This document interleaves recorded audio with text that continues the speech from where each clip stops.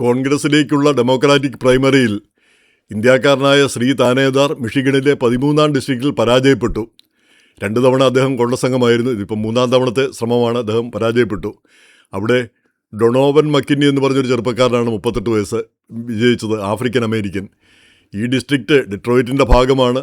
അവിടെ ഈ കറുത്ത വർഗ്ഗക്കാർക്ക് ആധിപത്യമുള്ള സ്ഥലമാണ്. അപ്പോൾ അവിടെ ഒരു ഇന്ത്യക്കാരൻ ജയിച്ചത് ആദ്യം വരെ തന്നെ പ്രശ്നമായിരുന്നു. കഴിഞ്ഞ തവണ അദ്ദേഹത്തെ പരാജയപ്പെടുത്താനായിട്ട് ആഫ്രിക്കൻ അമേരിക്കൻസ് സ്ഥാനാർത്ഥികളെ ഇറക്കി. പക്ഷേ പല സ്ഥാനാർത്ഥികളുണ്ടായിരുന്നുകൊണ്ട് താനേദാർ ജയിച്ചു. ഇപ്രാവശ്യം ഏതായാലും ഒരൊറ്റ സ്ഥാനാർത്ഥിയെ ഇറക്കി അദ്ദേഹം വിജയിച്ചു. എങ്കിൽ കൂടി താനേദാർ ഏകദേശം നല്ല തൊട്ടടുത്ത വോട്ട് നേടുകയുണ്ടായി. ഈ സെനറ്റിലെ മൈനോറിറ്റി ലീഡർ ചക് ഷൂമറും അതുപോലെ ഈ ഡെമോക്രാറ്റിക് എസ്റ്റാബ്ലിഷ്മെൻറ്റും മുഴുവൻ താനേദാരെ സപ്പോർട്ട് ചെയ്തുവെങ്കിലും അവിടുത്തെ ജനങ്ങൾ മുഴുവൻ ഈ വർഗീയപരമായിട്ട്, വർഗീയം എന്ന് പറയാനാവില്ല, അവരുടെ ആ രീതിയിലാണ് ചിന്തിച്ചത്. ഇദ്ദേഹം ഒരു ഇന്ത്യക്കാരനാണെന്നുള്ള രീതിയിൽ ചിന്തിച്ചു എന്ന് വേണം കരുതാനായിട്ട്. അപ്പോൾ അങ്ങനെ അദ്ദേഹം പരാജയപ്പെട്ടു. അപ്പോൾ നമ്മളെ സംബന്ധിച്ചിടത്തോളം അത് വലിയൊരു തിരിച്ചടിയാണ് ഇന്ത്യൻ സമൂഹത്തെ സംബന്ധിച്ചിടത്തോളം.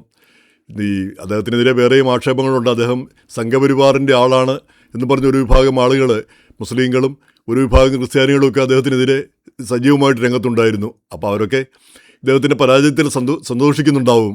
പക്ഷെ അങ്ങനെ സന്തോഷിക്കാൻ പാടില്ല.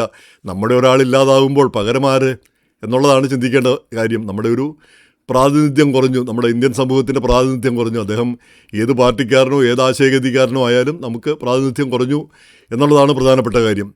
ഇതുവരെ നമ്മൾ അഭിമാനിച്ചിരുന്നത് ഈ കോൺഗ്രസിലെ സമൂസ കോൺഫറൻസ് കോക്കസ് എന്നൊരു പരിപാടിയുണ്ട്. അത് രാജാകൃഷ്ണമൂർത്തി കൊണ്ടുവന്ന ഒരു ഫ്രേസാണ് സമൂസ കോക്കസ്. അതായത് ഈ ഇന്ത്യക്കാരുടെ കോക്കസ്. 6 ഇന്ത്യക്കാർ കോൺഗ്രസിൽ അംഗങ്ങളായിരുന്നു. അപ്പോൾ അതിൽ 2 പേര് ഇപ്പോൾ പരാജയപ്പെട്ടു. 2 പേര് ഈ താനേദാർ പരാജയപ്പെട്ടു. രാജാകൃഷ്ണമൂർത്തി ആകട്ടെ US സെനറ്റിലേക്ക് മത്സരിക്കുന്നത് കൊണ്ട് കോൺഗ്രസ് അംഗത്വം ഒഴിയണം. അപ്പോൾ അദ്ദേഹവും ഈ വർഷം കഴിയുമ്പോൾ ആ സ്ഥാനം ഒഴിയും. അപ്പോൾ ഈ വർഷം കഴിയുമ്പോൾ കോൺഗ്രസിലെ ഇന്ത്യക്കാരുടെ അംഗത്വം 4 കുറയും.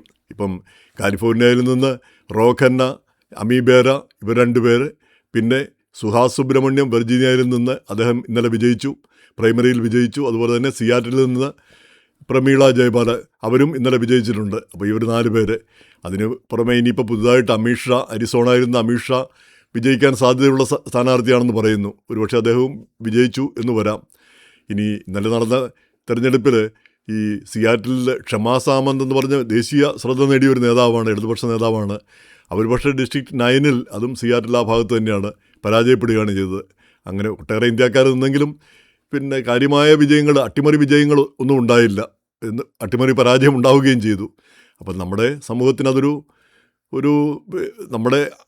നമ്മുടെ ശക്തിക്ക് അത് തിരിച്ചടിയാണെന്നുള്ള കാര്യത്തിൽ ഒരു തർക്കവുമില്ല. ഇന്ത്യക്കാർക്കുള്ള പ്രാതിനിധ്യം കുറയുമ്പോൾ നമ്മുടെ പൊളിറ്റിക്കൽ ശക്തി കുറയുന്നു, രാഷ്ട്രീയമായി നമ്മൾ പിന്നോക്കം പോകുന്നു. അപ്പോൾ എന്തായാലും അത് ഖേദകരമായി പോയി എന്നുള്ളതാണ് ഒരു വസ്തുത. ഇനിയിപ്പം അമിത്ഷായും അതുപോലെ മറ്റാരെങ്കിലുമോ വിജയിച്ചു വന്നാലാണ് ഈ വിടവ് നികത്തപ്പെടുക. കാരണം ഒരിക്കൽ അമേരിക്കയിലെ പൊളിറ്റിക്സ് അനുസരിച്ച് ഒരിക്കൽ സ്ഥാനാർത്ഥിയായിട്ട് പരാജയപ്പെടുക കഴിഞ്ഞാൽ പിന്നെ അയാൾ ഔട്ടായി പോവുകയാണ് ചെയ്യുന്നത്. പിന്നെ തിരിച്ചു വരിക അത്ര എളുപ്പമുള്ള കാര്യമല്ല.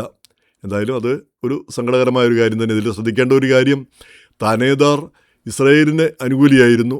നേരെ മറിച്ച് പുതിയ ഡൊണോവൻ മക്കിന്നി ഇസ്രായേലിനെതിരാണ്. അപ്പോൾ ഇസ്രായേൽ വിരുദ്ധർ പലയിടത്തും വിജയിക്കുന്നു. അതാണ് ശ്രദ്ധേയമായ മറ്റൊരു കാര്യം.